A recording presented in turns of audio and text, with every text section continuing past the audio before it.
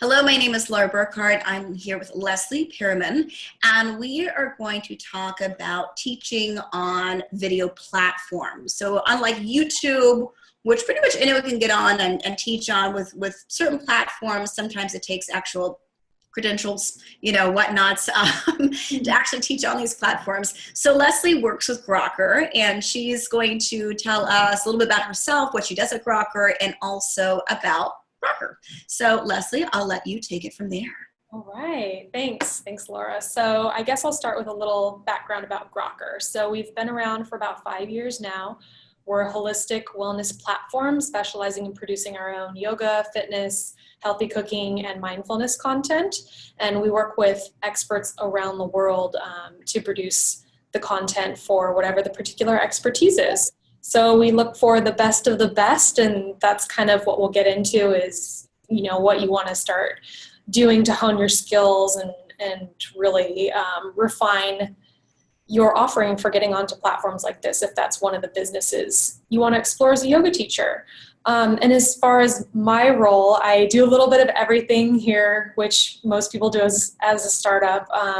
So, help determine what the content needs are. And then I work with the experts from start to finish and beyond that for keeping an open dialogue of once they've launched some content on our platform, what else can we do to market it? What else can we do to get them engaged with our customers and our users ongoing and help them build their business while they help us build ours? Yeah, definitely. And Grokr, I've seen it, which is great. I love it. I mean, I've seen you all like on Comcast, and a friend of mine just sent me a picture like yesterday, or it was a few days ago, and he was like, "Oh, I see you all on Roku. You're on Roku. You're like my Roku, Roku, free screen page or whatever." And also with Shape Magazine. What are there other, partnerships and things that we can actually see and find Grokr? We're all over the place. So, we're trying to build our business and grow. And we've done things with Bloomingdale's and Greatest.com and Shape and Fitness. So we're everywhere. We have a Roku application. We have an Apple TV application. We're on a Comcast. We're on Amazon. So we're slowly, the vision is to slowly take over and be 2 steps away from wellness wherever you are. I love that. I love it. Yes, absolutely. And then so when you're thinking about like hiring a teacher, and I think it's kind of nice to even talk about in well, because it's yoga or fitness or whatever it is. What do you look for? And normally well, 2 things. What do you look for? And do you normally try to seek out teachers, or a lot of times are you looking at people who actually themselves have reached out to Grokr to teach on the platform? Yeah, it's a little bit of both. We've had both happen. A little bit of history on Grokr is when we first started out, it was a lot of us reaching out to local people, local experts that we could film with and that knew their craft really well. And so we started with that base and developed a lot of our people in the Bay Area as the original experts, and that's how we met you, of course. And as time has gone on, we have had to build out very specific need states with our content. So what we end up doing is looking for people that have a specialized craft. So for instance, it can be something as specific as we need meditation for sleep. So we'll seek out experts or put out a call to applicants for people that have specific knowledge in that and certifications as a requirement. So we do look for certifications. We do look for people honing their craft in that specific need state. So that's one of my biggest pieces of advice to people is as they're building their online brands, whether it's yoga or fitness, is really figure out what your niche is and kind of follow that. Because the more specific you are, the easier it will be to build your own audience, and the easier it will be for somebody like me to find you and, hopefully get you on Grokr if you have that special skill of being able to be comfortable on camera and share your gift. Yeah, that's one of the things we even talk about is just knowing who like your target audience is, rather than trying to serve a lot of people. Be very specific as to who it is you want to serve, and be in line with something you're actually passionate about, something that resonates with you. And instead of trying to paint a wide stroke, try to be very more specific. And then I think that's definitely for online, and then also and just if you're teaching public classes or whatever else, just to know who resonates with you and who your audience actually is. Yeah, and that comes across in whatever you create, because the more passionate you are about whatever the subject is that you decide to hone in on, that really comes through in a lot of ways. People can feel that, and then they'll seek it out. Yeah, definitely. So, so yes, that's with some of the credentials and some things being a little more specific. And then, so I'm wondering, like, what lengths generally work best? It seems like the shorter classes, like I'm just kind of it seems like shorter classes tend to work better, I feel like, with online anyway. Like, do you think it should be someone who's skilled with being able to compact a class that's not, that doesn't feel rushed and in smaller versions, or what do you think? Yeah, play around with it. I mean, what we've found is shorter resonates better. So our sweet spot for yoga is about 20 minutes per class, which I know isn't a typical flow in traditional sense, but you have to think of the attention spans that people have online compared to actually being in class with somebody.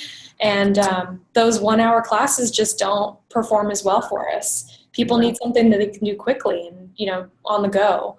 So minimal equipment is another thing to keep in mind too, is don't try to bring all the straps and blocks and everything into it if you expect it to reach a really wide audience, especially a beginner who just wants to dabble in it. Yeah, no, that's very good. And then also kind of going back to like when choosing people, do you normally look at how long they've been teaching for? Do you look at what like how many trainings that they've done? And then also, does it matter as much to you, like social media, how much outreach they currently are doing? Yeah, having a presence online is definitely desirable to us because, like I mentioned earlier, we look for experts that can promote us to their existing audience to help us grow while we promote them to Grokker's audience to help them grow. So online factor is definitely something we look for.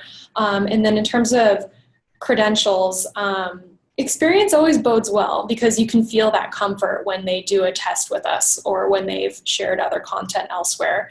So aside from the credentials and everything, even somebody that has, multiple 500-hour trainings under their belt and all this stuff doesn't necessarily mean that they have that comfort on camera. That's true, yeah.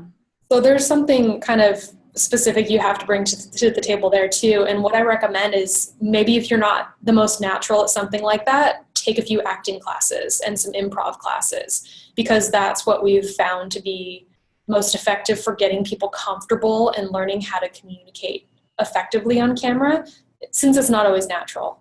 Right. And do you feel like most of the people also, as far as like skills and levels wise, do you feel like most of the people who teach on Grokker actually come to Grokker to take classes?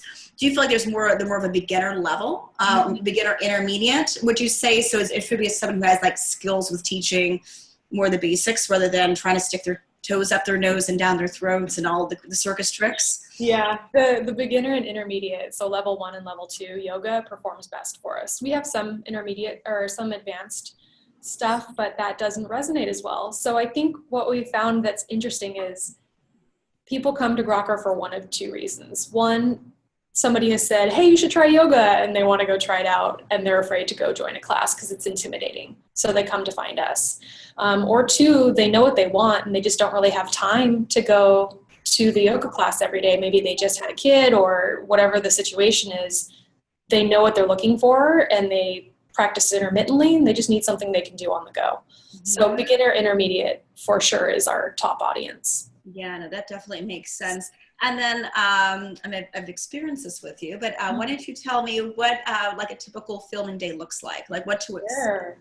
Yeah, so there's a lot of work that goes into the process prior to shooting. So we call that pre-production. So that's you and I, the expert, talking about this is what the need state is, and this is what we want to outline and produce. So we develop all the sequencing for the videos that we want to produce. Generally at Grokker, nowadays we produce everything as a program. So it's some kind of sequential progression that you can go through in your practice. And that, people digest that the way they want to. They either follow the 12-day program or they pick and choose as they want. So we produce for the former. People can digest it however they want. So get all of that good to go. And then on set, depending on how much we're filming. We're there from 1 to up to 4 days sometimes. And it's usually shooting 3 to 4 classes depending on the length per day. And, you know, filling in the gaps in the other needs. So doing a bio video with our new experts, or getting some stuff for social media, because the marketing assets are really important too for when we actually launch the program. And then getting all the B-roll footage that really makes our videos beautiful and distinguishable. Yeah, no, that makes Does that sense. answer the question? Yeah. What's that? Does that answer the question? Oh, I know. Yeah, no, it is. It's very, like, I think on this side, it can be very, you know, it's, and like, you know, it's a long day, you know, and I think it's good to prepare, you know, make sure you have sleep and whatever else. And yeah, definitely. They're tiring days for sure on both sides, but in a good way, because we end up getting a really good product. I guess one other thing to mention too is it's usually just the expert on camera. We don't always film with models, as you and I have talked about before. Right. That's one of our differentiators. Is we've really found that people enjoy the personalization of seeing this expert in their craft doing the workout with them or doing the yoga sequence with them, because it feels very one-on-one, like you have a personal trainer in your room or a personal yoga session. So we've gotten that feedback numerous times, which has been really cool for us to see, because that was one of the things that we went out with when Lorna founded the company, is this is going to be something that we do different. Yeah. That resonates well with the audience. And then what do you think is, or one or multiple pros of someone being on Grokr? Like, as an expert, what is a pro for them, like to benefit to be on Grokr? Yeah, a couple of things. So first and foremost, it's having that content to show other potential brands that you want to work with. So we don't make our experts sign an exclusivity deal.